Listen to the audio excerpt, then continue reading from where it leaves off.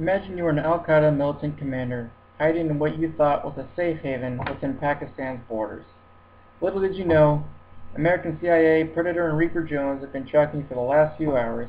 Within the next few minutes, the last thing you'll ever hear is the sonic boom of their missiles right before impact.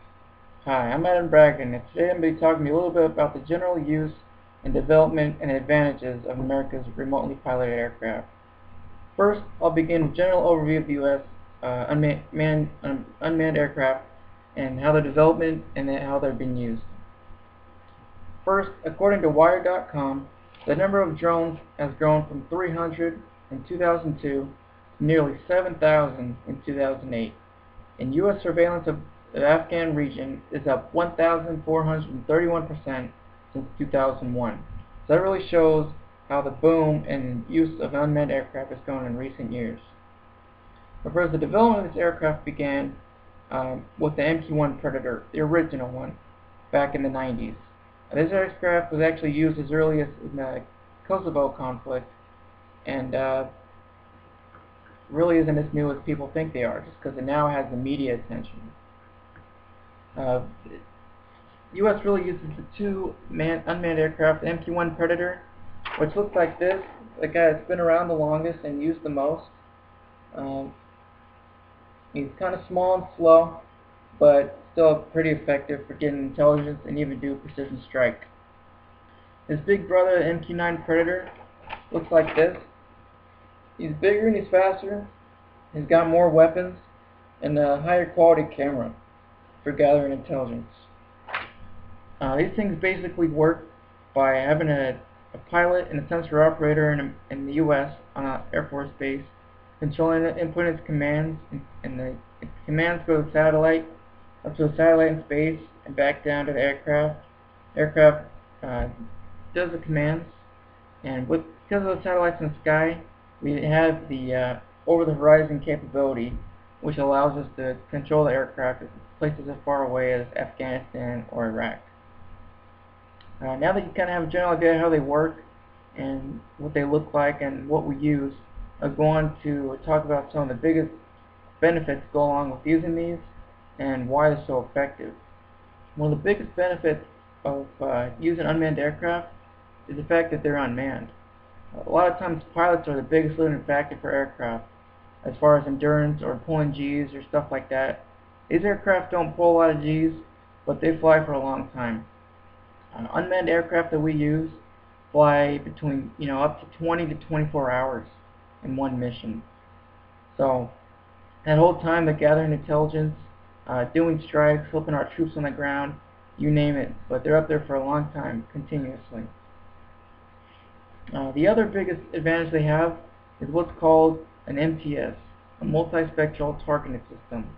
It's the big ball that you can see under the nose of the aircraft and what the sensor operator uses. On the MQ-9 Reaper, that MTS looks like this, the big camera ball under here. It has all the day TV, IR cameras, LRD, and the LTM that we are able to use to prosecute the mission. On the MQ-1 Predator, that MTS looks like this. This is a blown up picture of it. It's smaller and the image quality isn't as good, but it's still very effective. You heard me say that they had an LRD, which is a laser range designator. That allows us to guide laser guided weapons in, which gives us a precision strike capability, even for close air support missions for troops on the ground. So we always got our troops back, either looking for ambushes or destroying ambushes with our weapons. According to an article in New York Times, drones batter Al-Qaeda and its allies within Pakistan. The impact of strikes on the militants has denied their freedom of movement, ability to communicate, or the ease of importing new recruits to replace those that have killed. So with that article, you can see how effective they are. I mean, they got militants scared in their own safe haven to walk out, because they know they're always being watched.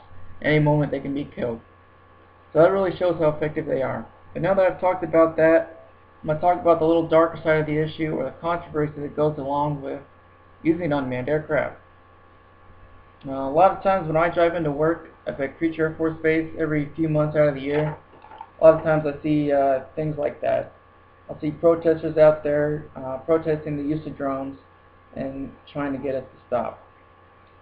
A lot of the opposition to drones really stems from ignorance from the public as to what goes on, how we use them, and why we use them. When you think about it, unmanned aircraft are used just the same as manned aircraft.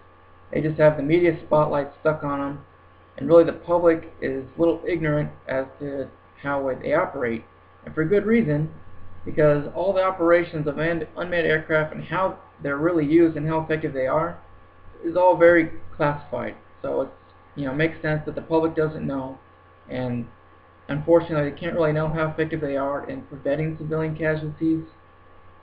But at least we know. So it's unfortunate the public can't know how effective they are, but our troops know and our troops love them. Now that I've talked about that, I'll go over what I've really covered today, which is the general operation and development of unmanned aircraft, all the benefits and advantages that go along with using them, and all the controversy that goes along with using them. So in conclusion, unmanned aircraft are really one of our newest and most widely used effective tools in the war against terror. We can have them flying for numerous hours a day.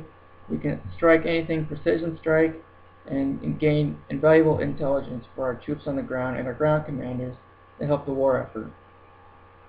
So I hope today you learned a little bit about the use of unmanned aircraft and what goes along with using them and how effective they really are. I appreciate your time today, and I hope you learned something. Thank you.